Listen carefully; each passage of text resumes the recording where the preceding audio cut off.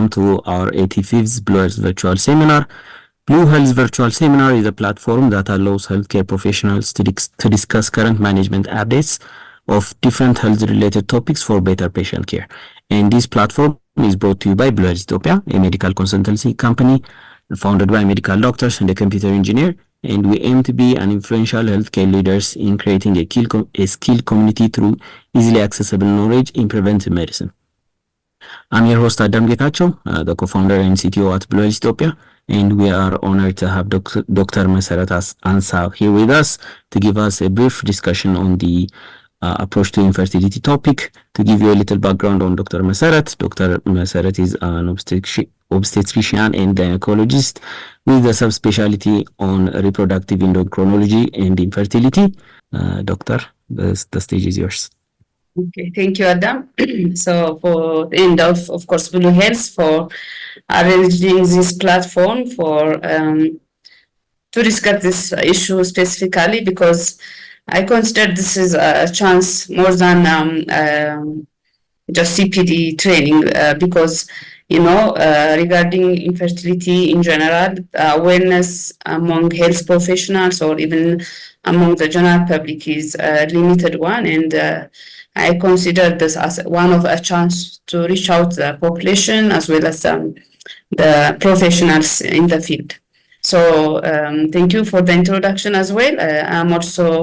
I would like to say something about our center.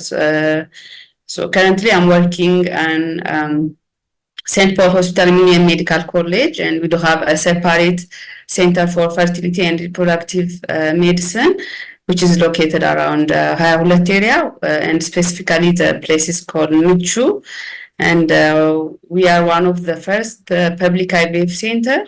And we, besides the clinical service for treatment of infertility for infertile couples, we do have also training for subspecialty training in reproductive endocrinology and infertility. And we also have training for short course training for embryologists, not formal one, but as observation.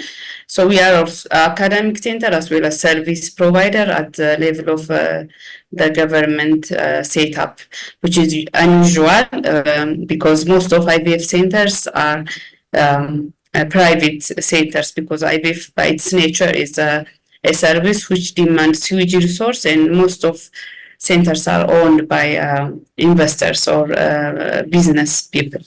So saying that, I would like to proceed to our session. So I would probably raise few issues, and I will make it as much as possible brief one, hopefully. So we'll see what's infertility and try to see some figures regarding the prevalence and raise issues regarding the cause of infertility in the general population. And mainly I will focus on initial evaluation approach, at least at the level of general gynecologist or healthcare provider. And I will make it the treatment approach. It's a bit wide one, but I will make it brief one, at least the approach, the general approach. And briefly, I will say a few things about our services in general at the level of the country, what available services are here in our country, and also finally we have just summary of the take-home messages. Okay, so infertility, the WHO has considered infertility as one of the public health issue, and as defined as a disease of reproductive health system, translated into inability to obtain pregnancy after 12 months or more of sexual intercourse. Women's regular sexual intercourse. By definition, it's like 2 to 3 times per week, so that the couples can have a chance of having coitus during time of ovulation without using any form of contraceptive. That's the standard definition of infertility. So infertility is not just a reproductive health issue. Besides being reproductive health, is a social issue affecting millions of couples worldwide. It has impact on the emotional health of the couples, on sexual interaction of the couples. But as we all know, mostly in our society, but in general, even worldwide, people consider infertility as an issue of the woman. So women are largely the bearer of the burden of the society with regard to the issue of infertility and its social impact. So it's just a medical condition. It can affect the couples with respect to their social life. They are commonly isolated by their friends, the society surrounding family members, and due to that, they usually have depression, anxiety, self-isolation, low self-esteem. And then a number of studies which are done in different parts of the world, and this is one of the papers which was published recently, and it was studied in Ghana. So it was a qualitative study, and they tried to assess the social impact, psychosocial impact of infertility among couples with infertility. So mainly the couples reported that they have this stress and pressure mainly coming from those society, family members, and the community, and also the church. And so due to that, they do have this long-term psychosocial impact, which is depression and desperation. And this was just one of the statement that was taken from the responders. Okay, so they stated that, for example, you go to the funeral and someone walks up to you with herbs to solve the infertility problem. So to them, it's just like helping. You know, it is common even in our society, right? Whenever you encounter people with childless couples, people approach and they suggest some kind of traditional herb or religious approach, say the holy water or prayer, going to mosque or church. So people usually assume they are helping those couples, but rather it's just putting pressure on those couples whenever we remind them their childlessness. So it's not only reproductive, it's just beyond that. So how common is infertility? So previously we assumed it was one of the uncommon issue because it was not given due attention, specifically in Africa, particularly in Ethiopia. We are focusing more on overpopulation than infertility issue. So there were no studies done assessing the prevalence, but this is a recent publication from WHO report. So about 1 in 6 couples experience infertility, which is very common. You can assume, like you have 6 couples around you, and one of them suffers from infertility. So it's a public health issue, and it's one of the common health issue prevalent in the population.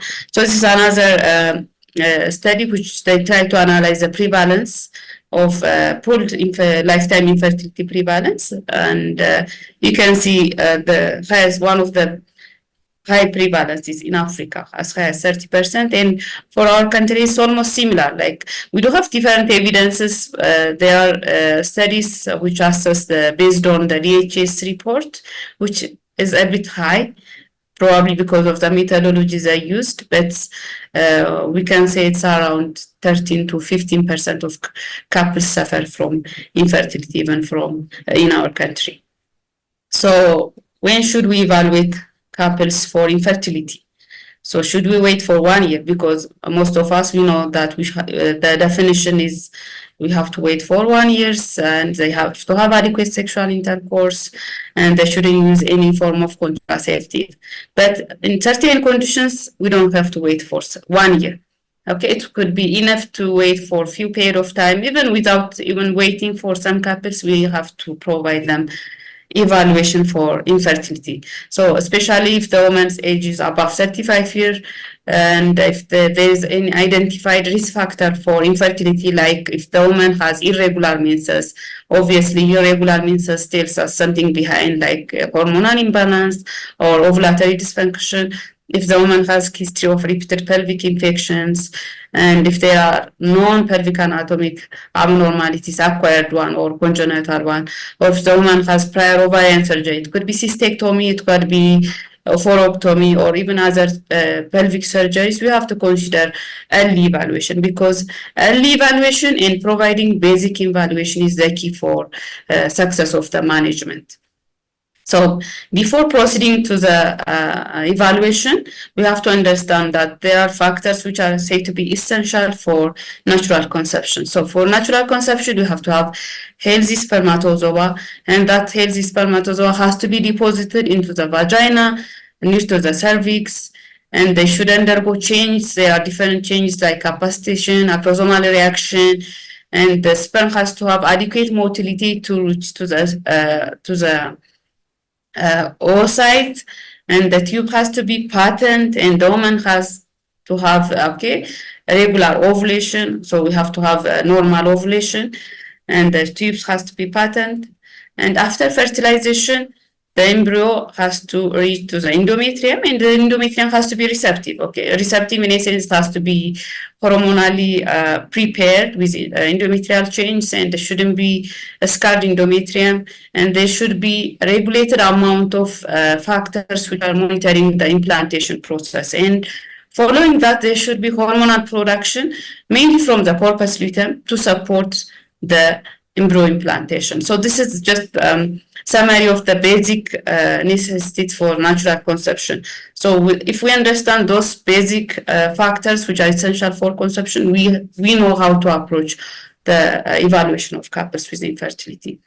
So regarding the etiology, we understand, again, most people assume females are commonly affected, or the one who are affected by infertility, but we can see almost the contribution is almost similar. The male factor, 30%, female factor. We can have different figures from different literatures, but the general understanding should be almost the contribution is almost equal.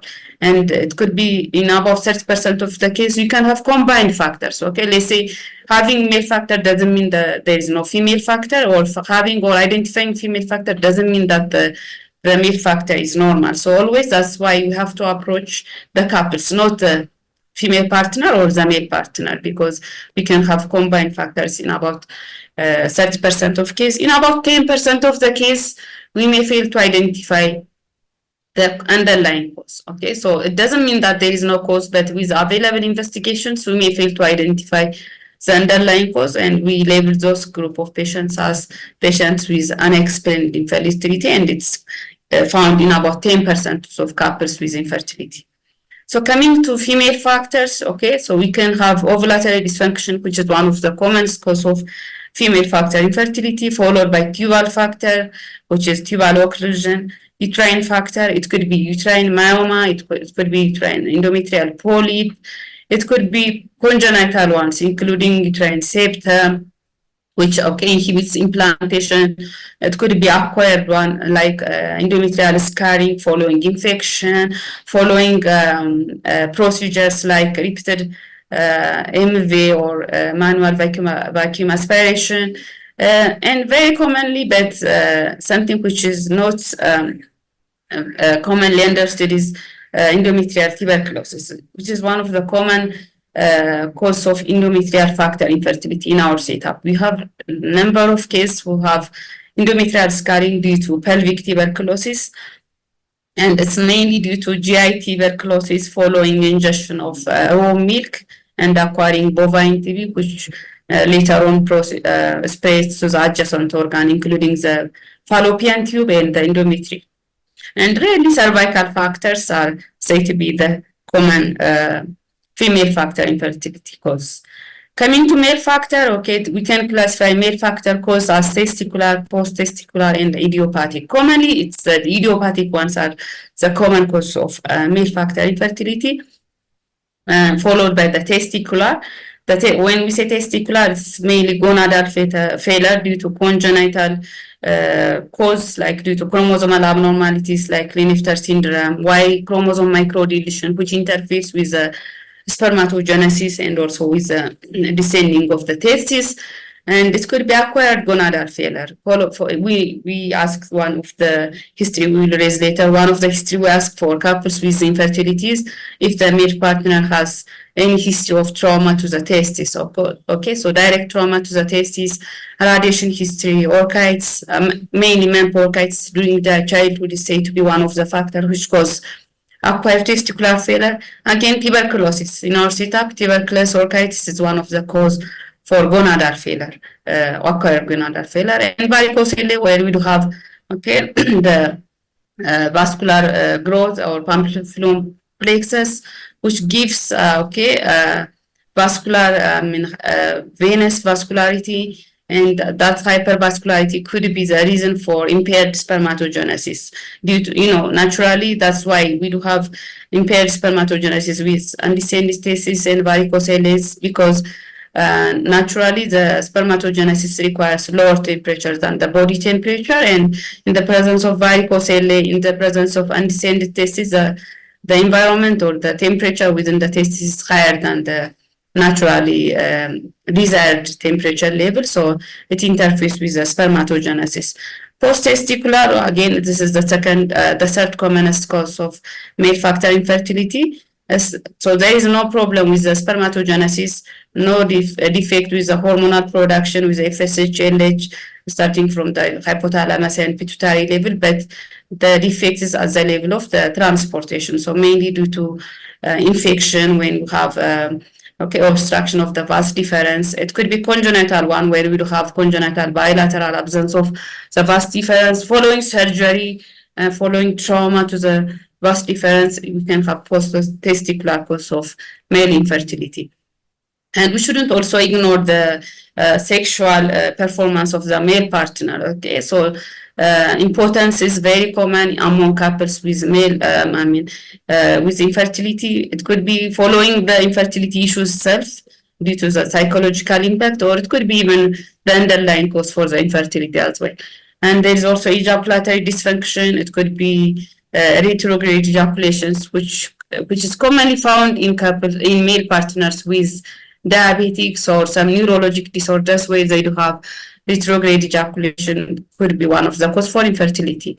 Pretesticular, this is the least commonest cause of male factor infertility, which is due to hypothalamic or pituitary dysfunction, and controlling the spermatogenesis may be impaired due to the defect at the level of the hypothalamus and the pituitary. So coming to the female factor, okay, so that's one of the things that we should give emphasis is ovulatory function. Okay, so when it comes to the female ovaries, age is everything. It's not just a number. So every year pass, it's counts with because we know women, when a female baby is born, we do have fixed number of oogonia, which depletes with each year, whether the woman is pregnant, whether she's ovulating or not. The depletion is ongoing process, and so with each age counts, there is ongoing depletion of the oocyte reserve, and ovulatory function is the important determinant factor with regard to the female factor fertility. So you can see it's just I got this picture because I was so interested when I see this was it was projected in one of the infertility clinic logo, and it was just posted to alert the female partner on the egg reserve. Okay, so you can see as age goes, the average number of reserve decreases significantly. So as you can see, by age 30, only the 12% of the eggs that the woman was born with remains. Okay, so significant depletion happens during the first and second decade of life of the woman. And as the woman advances to age 40, only 3% of the egg remain, the reserve of the egg remains. So the peak age for reproduction is said to be the age around 20, is the peak age for fertility. Beyond that, because of the decreased reserve of the woman, the fertility chances significantly decrease. So this graph again shows the same implication of the age of the woman. So as you can see, starting from age 35, that there is a swift drop of the reserve of the woman, which is indirectly the fertility potential of the woman decreases significantly starting from the age of 35. And along with that, there's, you can see there is a significant likelihood of pregnancy drop with the drop of the ovarian reserve along with the progress of the age. So when we see the initial approach again, so ideally both couples should be evaluated symmetrically, not separately. But practically, we have seen most of the couples, they do have evaluation separately. As we know, mostly the woman is the one who shows up early for evaluation. So, but ideally should be at the same time. So history is very important. We have to ask. History can tell us a lot about the underlying cause of the infertility. So we can start with the age of the woman. As we have said, age is a very important factor. But coming to our center, our setup, in particular in Ethiopia, we do have issue of the age of the woman. Mostly, most women, they don't record their actual age, or they don't their actual age, but indirectly always it's important to assess the age of the woman during the evaluation, followed by the duration of infertility. That's one of the important factors determining the success of treatment for infertility. Okay, so the earlier they show up, the better the success of treatment for the infertility. Menstrual history, that's very important. It can tell us a lot about the underlying cause. So whether the woman has regular cycle or not. Okay, having regular cycle tells us that the woman is at least ovulating.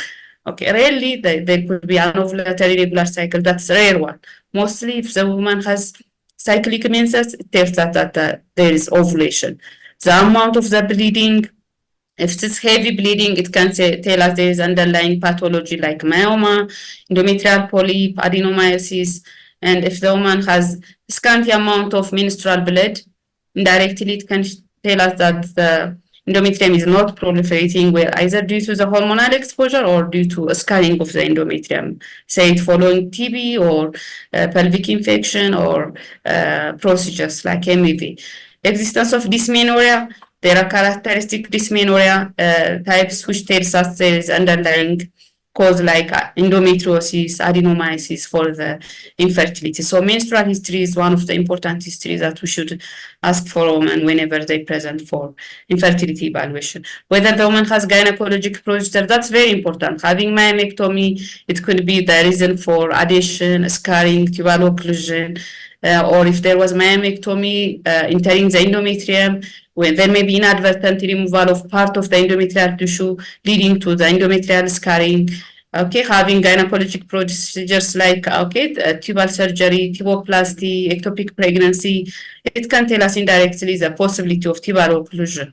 Okay, history of PID, TB, that's very important history. We should always elicit whenever we evaluate patients with infertility. We should also ask thyroid, other medical disorders, say tuberculosis, chronic illness like thyroid disorders, diabetic, hypertension, any medication use. That's very important to elicit whenever we ask patients with infertility. Okay, coming to physical examination, there are general approach. Okay, starting from the general appearance, BMI of the patient, signs of incomplete development of sexual characteristics, secondary sexual characteristics. It can tell us there is possibility of underlying chromosomal abnormalities like Turner syndrome. Okay, there are some stigma evidence of Turner syndrome that can be even evidence on physical examination. Okay, evidence of thyroid disorder. We should always evaluate the presence of thyroid enlargement and other evidence of hyper or hypothyroidism, evidence of the androgen excess on a physical examination, like the body mass index, including the waist circumference, and also abnormal growth of hair on the lip area, on the chin. That could be evidence of androgen excess. Okay, and coming to the pelvic organ, we should assess the uterine size. Okay, whether it's atrophied or normal size or enlarged. It can tell us the presence of adenomyosis, uterine myoma. If it is atrophied one, it can tell us there is unstimulated uterus due to the hormonal issues. Presence of tenderness on bimanual examination.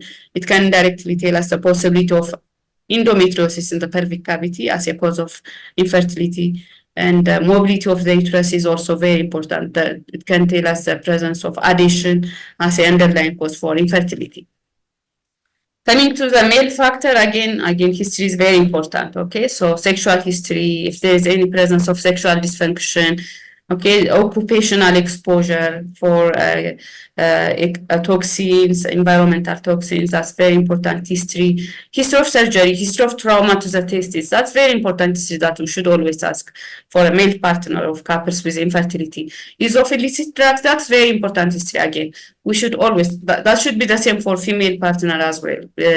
I was more of misled by the the fact that mostly in our society it's a male partner who uses illicit drugs, but currently even we do have females who are using drugs like smoking, chewing chat, alcohol abuse.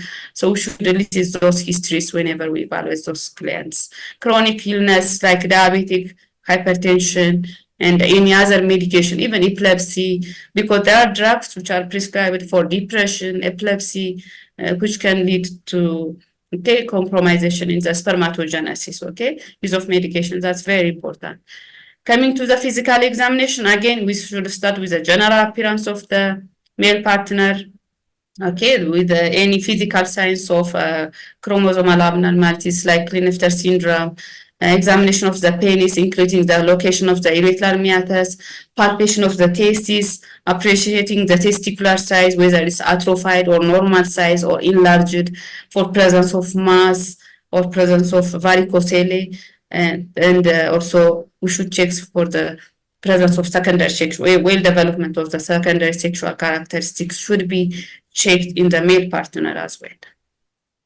So coming to the ovarian reserve, so what I'm going to just raise the practical issues, so when we evaluate, particularly in our center, whenever couples show up following the history, the first approach is doing transvaginal ultrasound to appreciate the uterine size and to appreciate if there is any uterine pathology, including endometrial polyp, mass like adenomyosis, myoma should be appreciated with the transvaginal ultrasound. And if we have additional training on transvaginal ultrasound, we can assess the ovarian reserve of the woman with transvaginal ultrasound. So what we call there is follicular count, antral follicular count.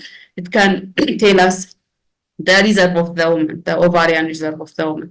But if we don't have this training as a general OBGYN or as a general practitioner, we can send those hormone profiles to assess the ovarian reserve of the woman. Following the history, if we are suspecting that the woman has diminished ovarian reserve, we can test for FSH, LH, estradiol.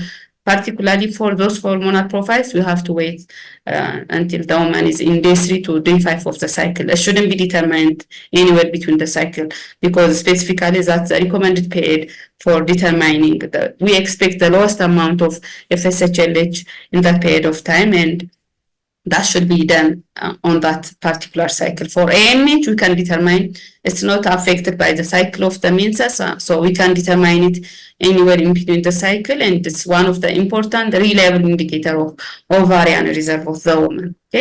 And coming to tubal patency, we can do HSG, we can do laparoscopy, we can do HECOCIL. So this is just one of the image, ideal image of HSG showing the tubal patency. So besides the tubal patency, we can also see the uterine anatomy abnormality with HSG. If we do have any filling defect or compression, it can directly tell us the presence of mass within the endometrial cavity. But particularly, we have to check for the pattern, the orientation, or the course of the tube. Along the starting from the uterus to the end of the fimbria, and we should also check the spillage, whether there is a spillage of the dye or not. But there are other alternatives like non-invasive, less invasive tests like HECOCIL, where we do have there is contrast, eco-contrast fluid can be injected through the catheter into the endometrial cavity, and we can observe with ultrasound. So that's one of the tests which is not commonly done, but less invasive than that of HSG. So we can check the tubal patency either with HSG and HECOCIL, but the gold standard one is laparoscopy, but that's more of invasive, because we have to undergo, the patient has to be under general anesthesia to do laparoscopic chromoperturbation. But usually if we do have another indication for laparoscopy, we can do it simultaneously. The chromoperturbation can be done simultaneously and check for tubal patency with laparoscopy. And the other is test for ovulation. So even if the woman has good ovarian reserve, she may not be ovulating because of the hormonal factors mainly. So there there are evidences of ovulation like basal body temperature change during following ovulation. Because of the progesterone effect, we expect a slight rise of the body temperature of the woman, but that's not reliable evidence of ovulation. Cervical mucus change is also one of the tests we usually assess for women to assess whether she's ovulating or not. Serum progesterone is more objective way of testing whether the woman is ovulating or not. Usually it's recommended to be done at least 1 week prior to expected date of menses, and if it is less than 3 nanogram, we assume that she's not ovulating, and definitely if it is above 10 nanogram per ml, that's a definite evidence of ovulation. Okay, so and there's another test, urinary LH kit test. It can predict whenever the LH kit is positive, it can predict that the woman is ovulating following. Usually after LH search, we expect ovulation after 36 hours of the LH search, and it can be indirect evidence of ovulation. But the actual evidence of ovulation is obviously pregnancy. But those tests are not, especially the basal body temperature, cervical mucus tests are not a reliable way of knowing whether the woman is ovulating or not. But if woman is regularly menstruating, we can say almost always the cycle is ovulatory.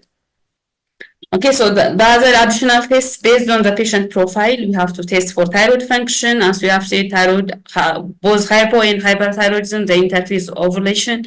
Prolactin level, that's a very wide topic to discuss about hyperprolactinemia, but that's one of the endocrine disorders which interfere with the normal ovulation of a woman, and we have to determine the prolactin level of a woman if we are suspecting anovulatory cycles, and evaluate for metabolic abnormalities, specifically polycystic ovarian syndrome. So besides the history and physical examination, ultrasound is one of the way of assessing whether the woman has polycystic ovarian syndrome or not, and also checking for hormonal profile, including serum testosterone level, is important evidence to assess whether the woman has metabolic abnormalities as a factor for infertility.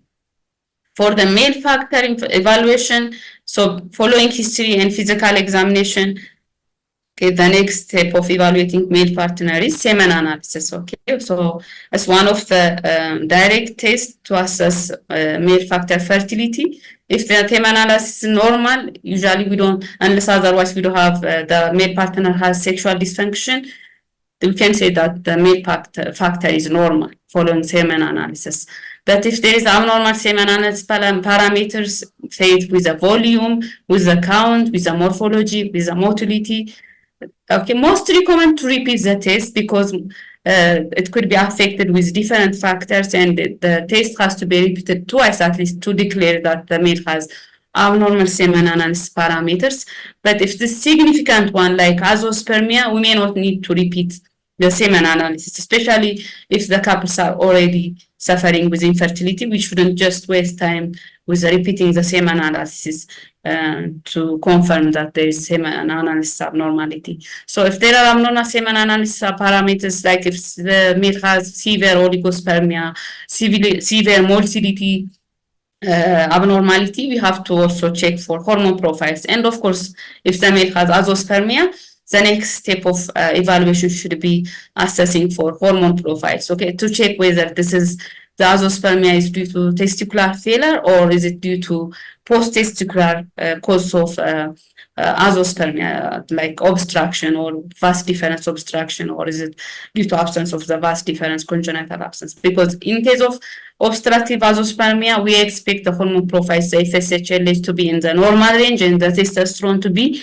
in the normal range, okay? In case of testicular failure, we expect the testosterone to be low and the FSH and LH to be higher, okay? So we don't have to go, so there is a usual trend in evaluation of male partner. Whenever physicians identify that the male partner has azoospermia, they subject for testicular FNAC, which is not recommended test because one, you may miss, it's not a very sensitive way of assessing whether there is sperm production or not, and the other is painful procedure. And whenever we subject that male partner for FNAC, ideally, if we are taking sperm for analysis, it should be followed by freezing for a subsequent management of infertility. So testicular FNAC should be obsolete one, and that's one of the take-home message I want to forward, because we are seeing a lot of cases who had FNAC just to confirm whether this is obstructive azoospermia or non-obstructive azoospermia or testicular failure. Okay, so FNAC should be avoided. If it's azoospermic, we have to provide with hormonal parameters, and if there is normal hormonal parameters, we can be sure that the spermatogenesis is not an issue, rather it's a transportation issue. So we may proceed with the next step of management for the infertility. So this is just a table which shows the revised WHO semen analysis parameter of the normal range. Okay, so the minimum normal parameter criteria, including the volume, 1.4 ml, count, 39 million, total motility 42%, progressive motility of 30% is said to be normal, and morphology of 4% is said to be normal for natural conception. Okay, so coming to the treatment approach, so maybe just to rate the available treatment options in our setup, in particular in Ethiopia and in Michu. So one of the things that I would like to raise for couples looking for fertility treatment is please have evaluation, at least initial evaluation is very important, because the management approach may be just simple lifestyle modification or medical management or micronutrient supplement or antioxidant supplement would be the first line of management, and quite few number of patients still respond with this initial step of management, with a micronutrient supplement, with medical management, with lifestyle modification. Okay, so this is the first thing that should be always raised for couples with infertility. So evaluation is the key, followed by the management, and the management depends on the underlying cause. Okay, so we do have this first line of management, followed by IUI, intrauterine insemination. We'll raise some issues about what intrauterine insemination is. We do have IVF, conventional IVF, intracytoplasmic sperm injection, depending on the indication for that particular treatment. We do have laparoscopic treatment approach, but mainly we don't do it frequently, especially laparoscopy as a treatment modality, rather as a pre-treatment if the woman has cyst or endometriosis, T-ball occlusion with hydrosalpinx. We provide laparoscopic salpingectomy, laparoscopic T-ball occlusion to increase the success of IVF in the later course of treatment. We do have hysteroscopy. This is one of the pre-treatment we provide with for women with endometrial factors like endometrial septum, Asherman syndrome, endometrial polyp, because these are something that should be treated before the actual treatment for the infertility. Okay, so following those pre-treatment, we proceed for either IVF or IUI, depending on the underlying cause. So whenever we raise the issue of treatment approach, we should raise the issue of overall health of the couples. We should raise the reproductive health of the couples. For example, if they do have sexual dysfunction, we have to address those issues first. And of course, it's very important to raise the fertility awareness issue. Okay, so there are couples who don't understand the fertility window. Okay, so we have to advise them on fertility awareness if they are looking for, especially if they are young ones, they are not like they are still within 6 months or 1 year of trying for getting pregnant. We can advise them on fertility awareness and lifestyle modification, including exercise, and if they are using any of those drugs like alcohol, chat chewing or smoking, we can advise those couples. And with this modification, even with exercise, weight loss, there could be significant improvement in the reproductive life of those couples. Okay, and then followed by that, the treatment is mainly treating the underlying causes. Okay, if they do have metabolic disorders, let's say in case of polycystic ovarian syndrome, the initial approach is treating the metabolic condition, including weight loss, diet, exercise, and also providing medications which balances the hyperandrogenic state. Okay, so we know that polycystic ovarian patients, they are in hyperandrogenic state, and is said to be the underlying cause for the anovulation and infertility. So with modification, with providing medications including metformin and also supplements which improve the oocyte quality, there could be a significant number of patients can get pregnant provides that they don't have other infertility issues like tubal factor, male factor issues. Surgical, as I mentioned, like laparoscopic correction of tube, especially if the tube is not significantly damaged, no hydrosalpinx, provides that the tubes are not damaged following tuberculosis, because tuberculosis salpingitis is difficult to manage. For the tubal occlusion following tuberculosis is difficult to manage it surgically, to reverse surgically. So micronutrient supplement, antioxidant supplement, the ovulation induction with timed intercourse, ovulation induction with followed by IUI, and assisted reproductive technologies are the options of treatment based on the underlying cause of infertility. So regarding the ovulation, fertility awareness, okay, so ideally, whenever we advise couples who are in early phase of trying to get pregnant, we have to trace the woman's menstrual cycle. And there are evidences which show that initiating intercourse prior to the expected date of ovulation is associated with higher chance of pregnancies and having sexual intercourse following the day of ovulation. So ideally, the couple should start to have coitus like 2 days prior to the expected date of ovulation and on the day of ovulation, of course. So we have to advise that in that line, provide that they are in early stage of trying to get pregnant, and provide that there is no risk factors for infertility, and provided that the woman is young, we can advise to try naturally. Then, based on the underlying cause, we can proceed to the next step of management, okay? So for female factor, if it is unexplained one, usually unexplained, we have done most of the investigation and we haven't identified any underlying cause, we can provide with ovulation induction and timed intercourse, which means when we provide them ovulation induction drugs, mainly oral agents, followed by monitoring for response with ultrasound, which means assessing for follicular growth. And then when the follicle is large enough to be ovulated, we can advise them to have timed intercourse, and ideally should be 2 days before the day of expected ovulation and every other day for the subsequent 3 days, okay? Or it could be ovulation induction followed by intrauterine insemination.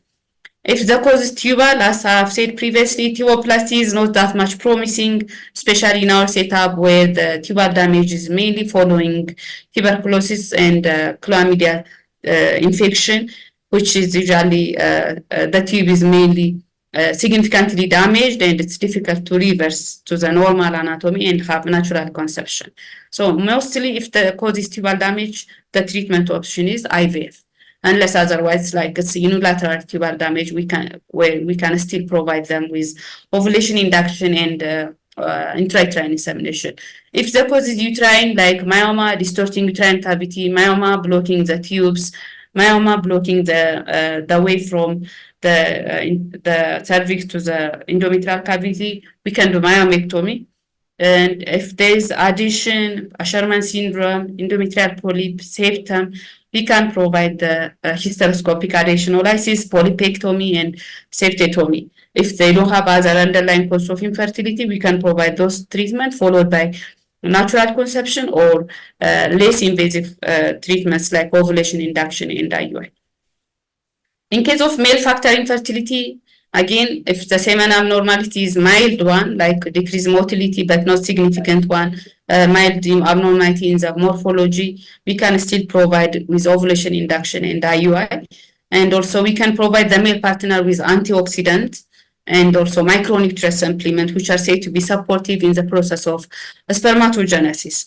But if you do have severe semen abnormality, like which there are criteria where we do have cutoff point in motility, cutoff point in count for IUI. And if it is below that cutoff point, we have to provide IVF and ICSI for just male partner infertility.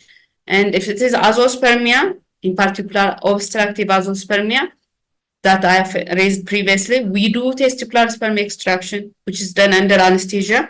And if it is positive and if you are able to extract the sperm from the testis, it's frozen for subsequent use for IVF ICSI. Okay, and if it is non-obstructive azoospermia, usually the outcome is not promising because it's testicular failure and it's difficult to reverse. But there are approaches like hormonal replacement treatments, which can improve the spermatogenesis. But please don't provide testosterone as a treatment for azoospermia or other semen abnormalities, because this is one of the malpractice we have observed among practitioners who are evaluating male partners with semen abnormality. So providing exogenous testosterone is rather aggravating the the impaired spermatogenesis process, because there is a negative feedback inhibition of the FSH/LH on the process of spermatogenesis. So rather than improving the spermatogenesis, administering exogenous testosterone is aggravating the impaired spermatogenesis process. So when we say hormonal treatment, there are other options like HCG, gonadotropins can be administered, but for a little bit longer period of time to see the improvement in the spermatogenesis in case of non-obstructive azoospermia.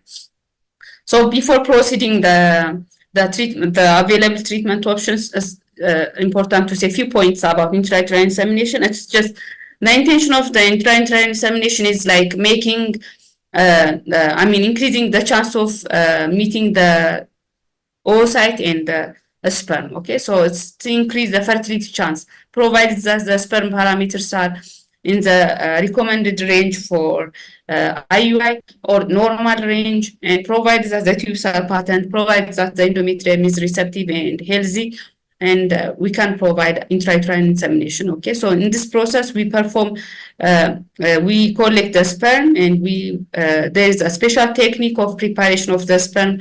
We call it sperm washing, and there are different techniques of sperm washing in the andrology lab, and the intention is to maximize the number of healthy, motile, and morphologically normal sperm at the endometrial cavity. Okay, so during the process, sperm is directly placed into the uterine cavity using a tiny catheter.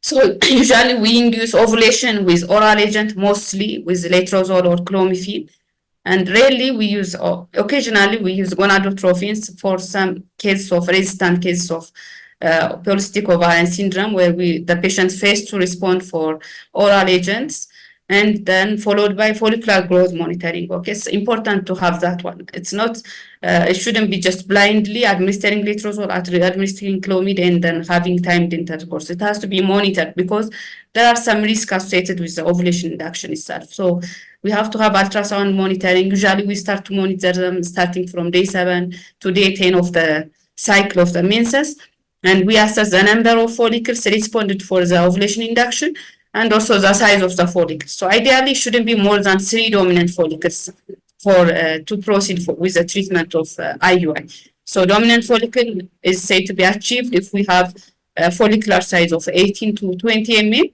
and if we do have 1 or 2 or 3, we proceed with the triggering of ovulation with HCG. So the intention of the trigger is just to plan the time of intrauterine insemination. So after HCG administration, ovulation is expected to happen after 36 hours of the trigger. So usually what we do is we give them overnight around 8 p.m. And then the procedure is done after 36 hours of the HCG trigger. So the male partner collects the semen with actually there is a designated tube. It has to be a sterile one. Non-toxic collection tube should be there, and it's collected there. Given within 1 hour of collection, it should be within 30 minutes to 1 hour of the collection. It has to be prepared, washed, and centrifuged for preparation for the intrauterine insemination. And regarding the success, okay, IUI is less costly treatment approach, but the success rate is said to be 10 to 15%, depending on the underlying cause, depending on the semen parameter, depending on the age profile of the patient as well. And there are some risks associated with ovulation induction for IUI. That's why you have to monitor the response. Sometimes we can have multiple number of follicles released, and it could be associated with multiple pregnancy, which is not the intention of the treatment. And also, because of the low success rate, the couple may need to try multiple times to to achieve pregnancy. Okay, so ideally there are different recommendations from their different textbooks. It says some says up to 4 times, some says up to 6 times, but depending again on the age of the patient. So it's not recommended to try like 3 times IUI in a woman who is above 35 or with diminished ovarian reserve. But if they are young couples with good ovarian reserve and good semen quality, we can give them trial of 3 times up to 4 times if the previous ones are not successful. Coming to assisted reproductive technology, so the CDC definition, any technique which involves the manipulation of the eggs and the embryo is said to be assisted reproductive technology. So by definition, intrauterine insemination is not assisted reproductive technology. It's not a technology because it doesn't involve manipulation of the egg or the embryo. So one of the assisted reproductive technologies, IVF, where we produce a many number of eggs, and the eggs are removed from the ovary and they are combined with the sperm outside the body in the laboratory and to form embryos, and the embryos are grown in the laboratory for several days, usually 3 to 5 days of after retrieval of the egg, and they are again placed into the uterine cavity. Depending on the number and the quality of the embryo. Usually, practically, what we do here is usually we transfer the embryo into the uterine cavity after day 3 or day 5, depending on the number of embryos developed and the quality of embryos developed. And sometimes it can be cryopreserved for later use, depending on the excess number. If we don't have excess number of embryo, we can transfer 1 or 2 and the rest can be frozen for subsequent use. So who are candidates for receiving IVF? Usually if the woman has tubal occlusion, which is a significant one, not reversible. If the woman has endometriosis, and because endometriosis, that's one of the big pelvic anatomy, pelvic disorder issue, and it can be associated with pelvic distortion, anatomic distortion, and tubal occlusion. So in such case, we have to provide the woman with IVF.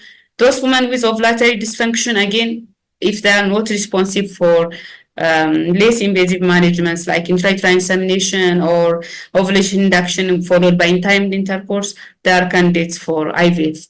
Age-related infertility, this is somehow controversial. We don't provide IVF just because of age, but if the woman or the couple have infertility and the woman is advanced age, it may be difficult to spend more time with less effective treatment option like IUI. So in such case, we can proceed directly to IVF. Male factor infertility like azoospermia, significant severe oligospermia, astenospermia. So I'm sure most of you are familiar with the terminology. Azoospermia means absence of sperm with the ejaculate. Oligospermia is with regard to the count. Astenospermia is with regard to the motility, and anti-sperm antibody is something which is associated with production of antibody which are damaging the sperm cell of the individual. So in such case, it's recommended to provide IVF as a treatment option. And for certain genetic issues, to avoid those embryos who carry the genetic problem, we can provide IVF with perigenetic testing like in cystic fibrosis, thalassemia, to avoid the inheritance of this genetic disorder to the offspring. The IVF with genetic testing, pre-genetic testing could be the options of management. So what are the steps of IVF? So I'm not going to go in details of the IVF procedure, but it involves ovarian stimulation, collection of the oocytes, collection of the sperm from the male partner. It could be through ejaculate or it could be surgical means like for obstructive azoospermia, followed by in vitro fertilization of the oocyte. Okay, it could be conventional way we put the oocyte and the sperm together and the sperm fertilizes like conventionally, or it could be ICSI where the embryologists inject the particular sperm into the cytoplasm of the oocyte, followed by waiting for fertilization and then finally transfer of the embryo into the uterine cavity under ultrasound guidance. Okay, so usually ovarian stimulation is done to the intention of ovarian stimulation is to have as much as high number of oocytes developed, because normally we get good quality oocytes from many oocytes.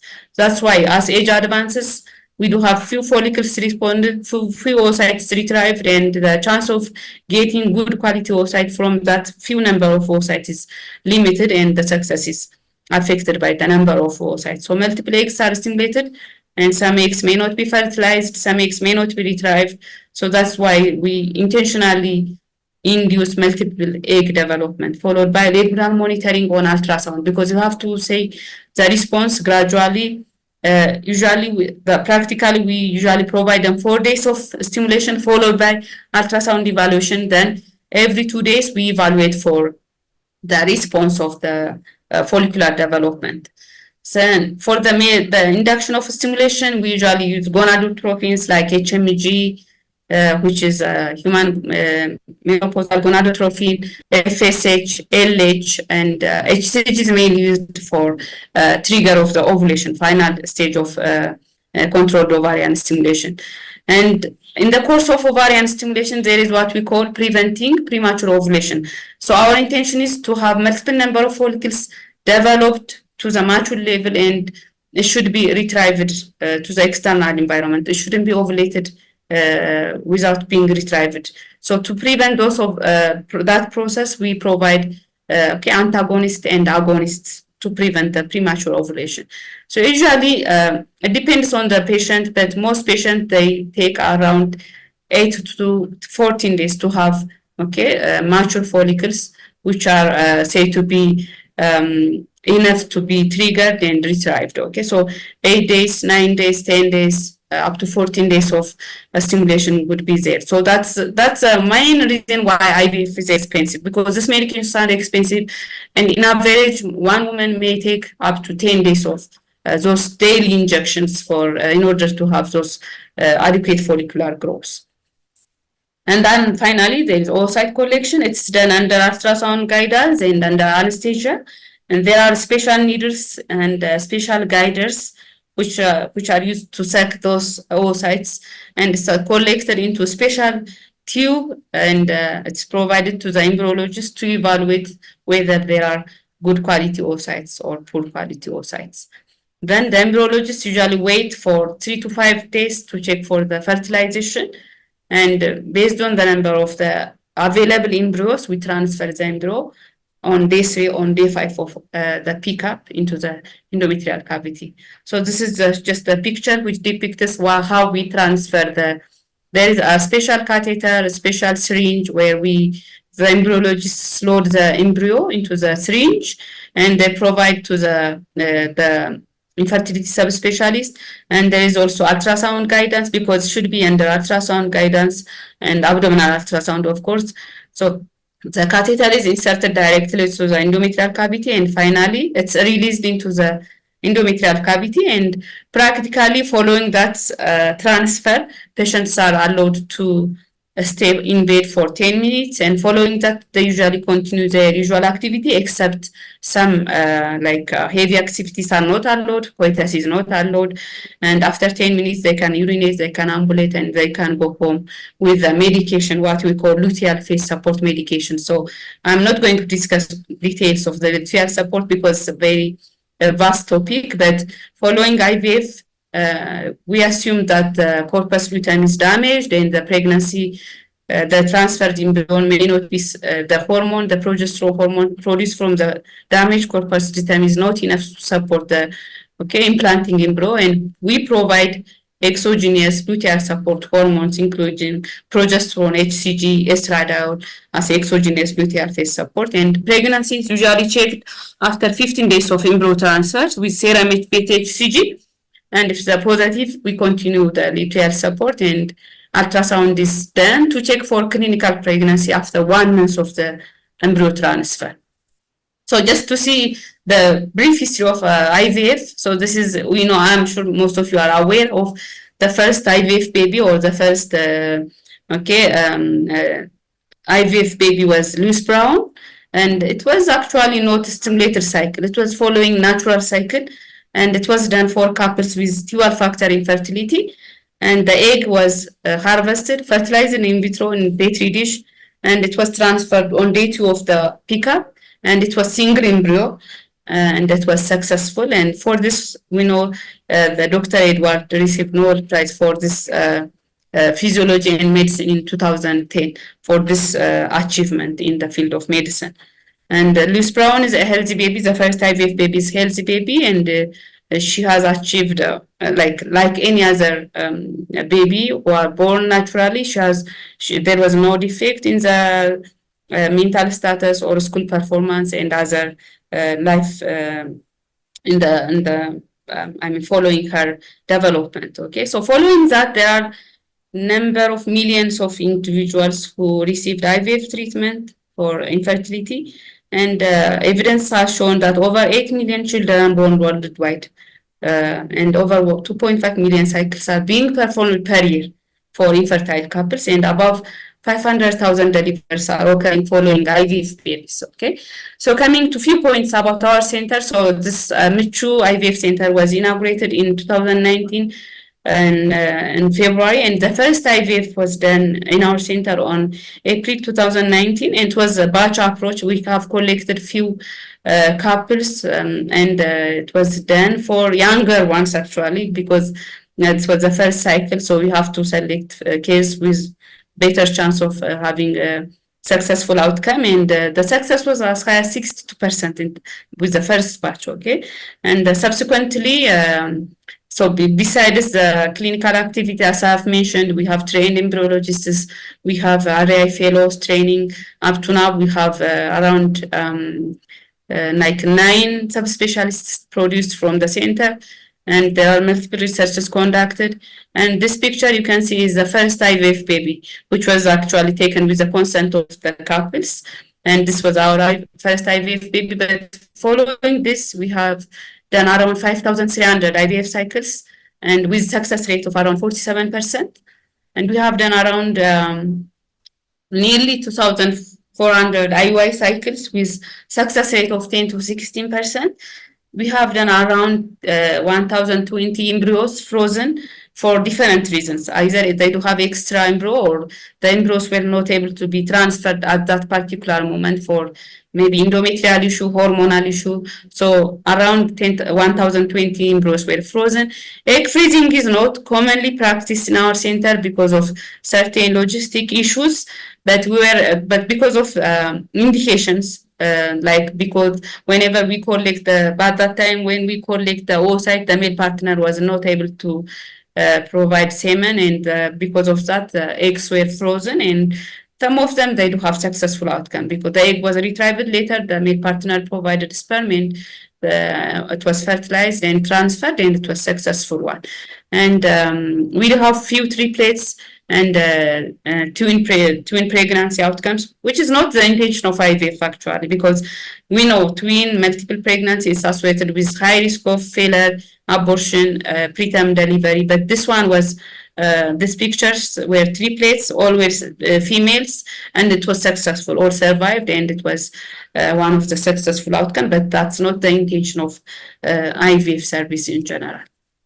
So the take-home message for general OBGYNs or for any practitioner evaluating or providing care for couples with infertilities, provide early evaluation. Basic evaluation is the key, and early referral is very important. So practically what we see here is most couples, they show up after 5 years, 10 years of infertility, which is difficult by that time, because it could be that the cause could be treatable, but by the time they show up, the female factor, the ovulatory dysfunction, the ovarian reserve could be compromised, and it could be difficult to address even the treatable issue. So early referral, because we have seen cases who spend 5 years, 7 years with one gynecologist trying to get solution, but because this is previously it's obvious, because we don't have any option unless otherwise those couples can afford to go abroad for IVF.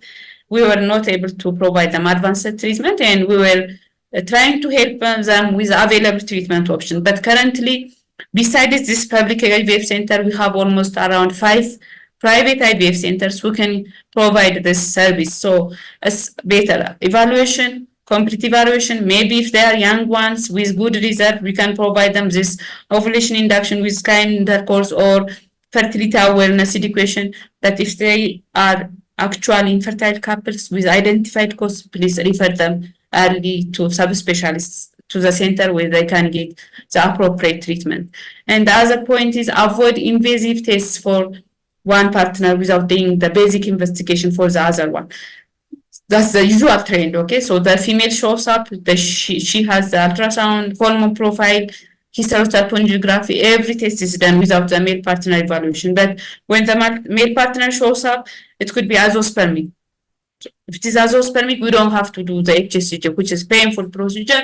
Of course, the expense is also not necessary without knowing the male partner semen quality status. Again, we have to avoid testicular FNAC. We have to avoid putting male partner on exogenous testosterone. And repeated trial of ovulation induction without complete investigation is not appropriate. That's one of the things we observe in our center. Couples, they stay with one of their provider without any further evaluation, maybe just semen analysis and ultrasound, and they provide them repeated ovulation induction with clomid and timed intercourse, which is not effective one. We have to make sure that the tube is patent, the semen quality is okay, the endometrium is okay, and the uterus is okay, and we can try them with less invasive treatment, provides that the woman has good result. And if they fail to have this success within a short period of time, again, it's better to refer them to center where they can get appropriate treatment. Awareness creation is one of the important, because we assume that infertility is like something which happens because of curse or because of bad luck, and people, they avoid even the issue. So as a provider, as a health professional, creating awareness to have early evaluation and appropriate treatment, and even creating awareness about availability of the service. So most of our clients, they don't know whether the service is available. Later on in the government setup, they don't even know that whether the service is available in the country or not. So as a provider, or those of you who are attending the session, as a take-home message, please aware the society that the service is available.